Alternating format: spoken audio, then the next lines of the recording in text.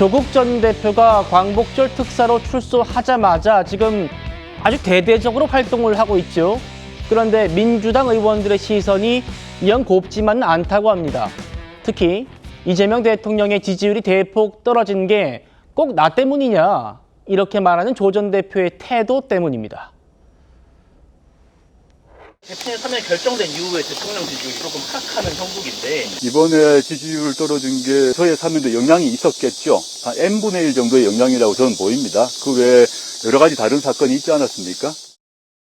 사면과 관련해서 뭐 n분의 1 발언이라든지 이런 부분들에 대해서는 좀 불편해하시는 분들이 계신 걸로 알고 있습니다. 당 안에서? 네네네. 사면 자체에 대해서는 대통령의 부담이 상당했을 텐데 이거를 너무 좀 스스로 받아들일 때 뭐 이 부분을 좀 평가를 좀 박하게 하는 게 아니냐. 오늘 발표된 조사 보시죠. 역시 MBS 조사입니다. 이재명 대통령의 국정운영 평가가 전주 대비 8%포인트가 떨어졌습니다. 자, 이 MBS 조사의 특성을 제가 좀 설명을 드리면요. 4개의 여론조사 기관이 함께 공동으로 하는 조사인데 신뢰도가 굉장히 높다고 평가받습니다. 그렇기 때문에 특히나 이제 그런 이유가 보시죠. 62, 65, 64, 65.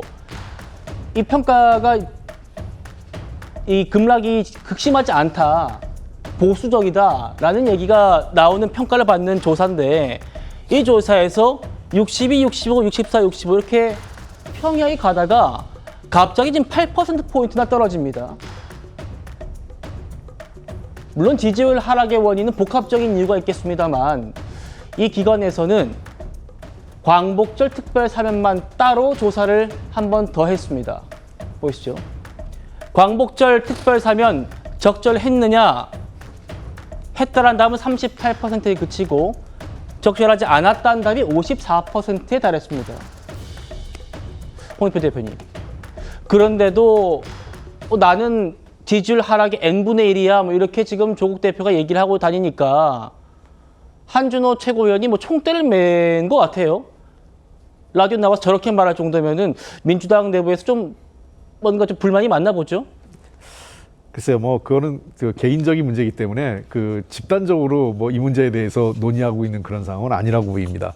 여러 가지로 지금 이제 불편한 것들도 있고요. 다만 조국 대표도 얘기한 걸 보면 자기 책임이 없는 건 아닌데 그런데 여러 가지 요인 중에 하나 아니냐 이렇게 얘기를 한 것 같아요. 실제로 여론조사에서 지금 하락 추이를 볼 때 복합적인 요인이 작용한 건 맞습니다.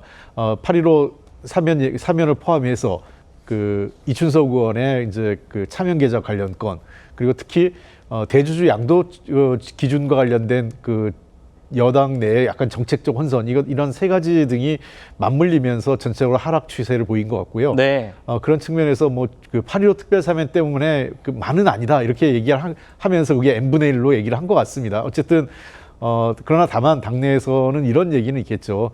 대통령이 사실은 이재명 대통령이 이 상황을 예측하지 못했을까라는 거예요.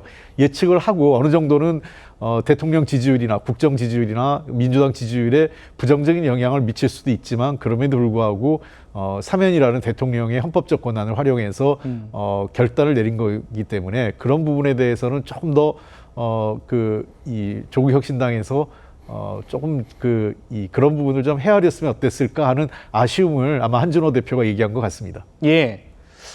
뭐 MBS 조사뿐만이 아닙니다. 뭐 한국갤럽 조사 그리고 리얼미터 조사 등에서도 이재명 대통령이 사면을 한 직후에 복합적인 요인이 있다고 합니다만 어쨌든 사면한 직후에 폭락한 건 맞거든요. 조국 전 대표는 뭐 아시는 것처럼 자신의 입시 비리 혐의, 그것도 형기의 절반도 채우지 않고 사면받았는데 거기에 대한 2030 세대의 실망, 분노에 대해서 이렇게 말해서 또 비판을 자초하기도 했습니다. 2019년부터 지금까지 일관되게 말씀드렸던 것인데 비판 제가 당연히 감수하고 있다. 또 왜 비판하실지 알고 있습니다. 법률적으로 제가 판결을 받았고 또 그다음에 대통령의 헌법적 권한 통해서 사면을 받았는데 그걸로 돌아가를 얘기를 하고 싶지는 않고요. 2030 세대가 저의 뜻이 무엇인지 알아주시길 바라고요.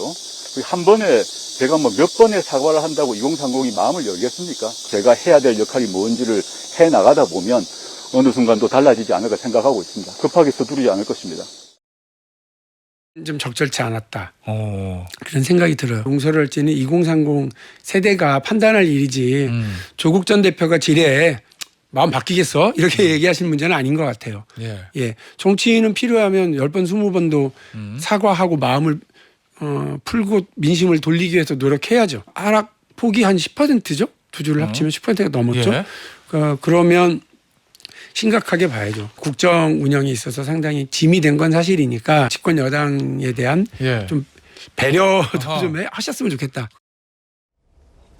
박용진 의원조차 지금 국정 운영에 짐이 되고 있다. 여당 좀 배려 좀 해주시지. 이런 얘기를 해요. 대통령 지지율이 지금 폭락했는데 내사면은 1분의 n분의 1 정도다. 그리고 좀 나왔으면 이제 형기 반도 채우지 않고 나왔으면 좀 사과 좀 하고 다니시지 싶었는데 내가 몇 번 사과한다고 2030이 마음 열겠느냐. 이런 얘기를 했다는 겁니다. 어떻게 보십니까? 일단 이재명 대통령의 지지율 하락세가 굉장히 뚜렷하게 나타나고 있고 집권한 초기에 굉장히 급속도로 나타나고 있다라는 부분입니다. 그런데 그 날짜가 어쨌든 광복절 특별 사면과 맞물려 있기 때문에 그 부분에 대해서는 조국 전 장관도 책임을 느껴야 되고 이런 비판이 있을 걸 몰랐나라는 이재명 대통령에게도 이제 같이 그 책임이 지워지는 것 같습니다. 그런데 입시하고 입대에 있어서는 사회에서 정말 공정에 대한 요구가 굉장히 높지 않습니까? 근데 민주당에 어떻게 보면 콘크리트 지지층이라고 할 수 있는 2030 세대에서의 지지 철회가 저렇게 국정 지지율 하락에 굉장히 큰 영향을 주고 있습니다. 그렇기 때문에 조국 전 장관의 그런 폴트가 굉장히 큰 것 같은데요. 예.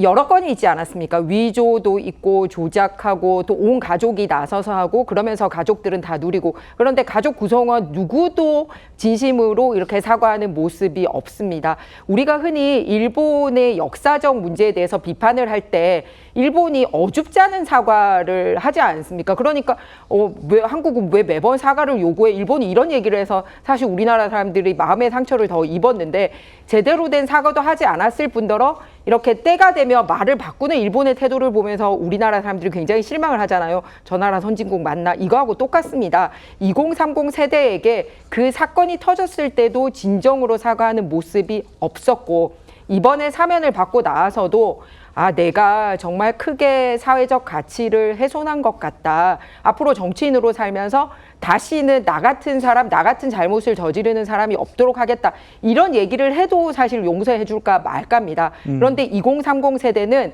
딱 그 조 전 장관의 그 아들, 딸들이 입시 비리를 할 때 그 순간 본인들도 그 입시 현장에 있었던 사람이기 때문에 그게 얼마만큼 불공정하고 잘못된 일인지를 그 자기들의 삶의 중요한 순간에 뼈저리게 느꼈던 세대입니다. 그렇기 때문에 누가 뭐 말로 이 사람이 잘못됐다라고 얘기를 해서 거기에 뭐 이렇게 기울여졌거나 이런 게 아니라 본인들이 입시 현장에서 굉장히 열패감을 느꼈던 그 사건이기 때문에 예. 더 진중하게 사과를 해야 되고 그러지 못하기 때문에 국정 전반에 이렇게 안 좋은 영향을 미치고 있는 것 같습니다.